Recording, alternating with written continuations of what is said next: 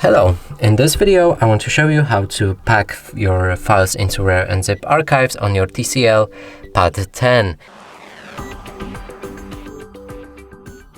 So in order to do this, we'll need to get the RAR app, which we've shown you how to get in our other video. Now let's open it. From here, let's locate the files that we want to pack, and mine are located in the CIM and then camera. Here's the 3 pictures which I'm gonna pack. Click on this plus button. From here, there's multiple ways you can pack this file. So the simple way is to just change your name, set up the password, change the extension of the file, change any of the settings. Of course, you can move to advanced or other options and leave any comments about this archive. But when you're done with experimenting with it, click on OK, and that way you'll create a simple camera.rar file. And that's it for this video. Hope you like it. Please consider subscribing to our channel, leave a like and a comment below.